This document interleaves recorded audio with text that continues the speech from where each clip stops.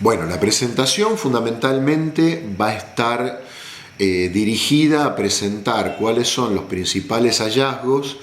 de un estudio que se llevó a cabo desde el año 2009 hasta el 2011 bajo la órbita de la CEPAL, con apoyo de distintos organismos internacionales. Un estudio cuyo objetivo principal era tratar de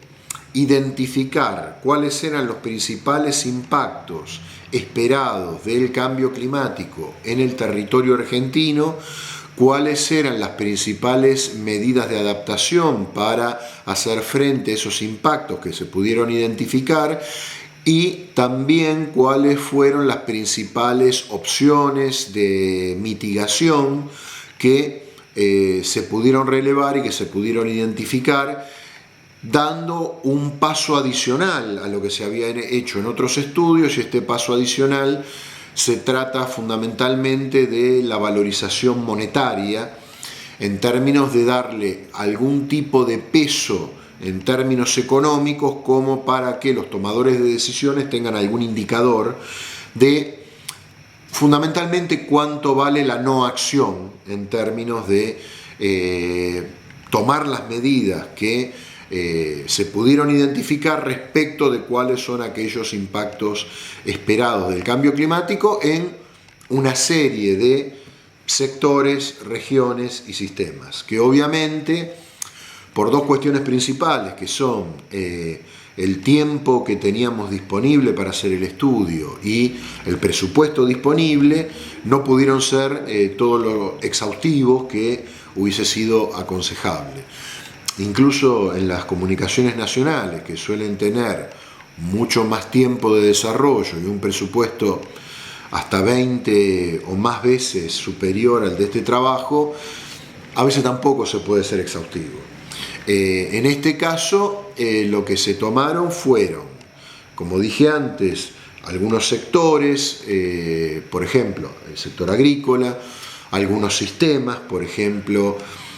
el sistema hidrológico de la Cuenca del Plata, el sistema hidrológico de Cuyo, el sistema hidrológico del Comahue, y algunas regiones, por ejemplo, desde el punto de vista de el impacto sobre la biodiversidad, dos regiones que aparecieron como muy interesantes, que eran la región de los esteros del Iberá, por su riqueza ecosistémica, pero aparte también por el tema de que se llevan a cabo muchas actividades económicas en esa región también. Y otra región que apareció como muy importante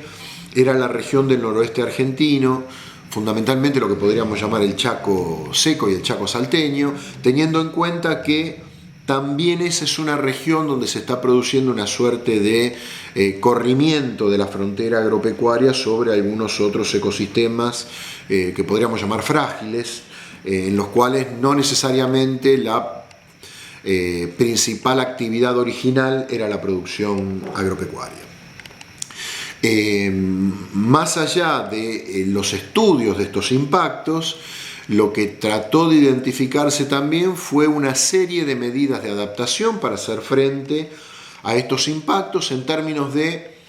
no necesariamente evitar, porque algunos de los impactos en mayor o menor medida no van a poder evitarse, pero sí de morigerar o de alguna manera amortiguar esos impactos que se esperan. Tratar también de valorizar económicamente estas medidas de adaptación, teniendo en cuenta algo que habíamos señalado antes, en el sentido de ver cuánto es el costo de no actuar respecto de cuánto cuesta actuar en términos de esas medidas de mitigación, de adaptación, perdón. Y desde el punto de vista de las medidas de mitigación, tratar de hacer un barrido lo más extenso y lo más exhaustivo posible de las distintas medidas de mitigación que o bien se habían identificado en estudios anteriores o bien pudieron desarrollarse a partir de la profundización de ciertos estudios en ciertos sectores. El sector energético, el sector agropecuario, el sector de disposición final de residuos, el sector de procesos industriales y el sector de cambio en el uso del suelo y silvicultura. Estas medidas, opciones, alternativas de mitigación fueron valorizadas después económicamente a partir de las metodologías tradicionales que suelen utilizarse a nivel internacional para hacer comparables las medidas que toman los distintos países. Y una cuestión importante, recordando que un poco el antecedente principal de esta serie de trabajos fue el informe Stern, que se desarrolló con vistas a ser discutido en la COP15 de Copenhague. Decíamos, este antecedente del informe Stern nos mostró que una variable importantísima para la toma de decisiones y para la medición intertemporal de los impactos era lo referido a cuál es la tasa de descuento que uno tiene que utilizar para manejarse con horizontes temporales tan largos para poder ser una herramienta útil para la toma de decisiones. Y acá nos aparece otra dificultad que es muy común en este tipo de estudios.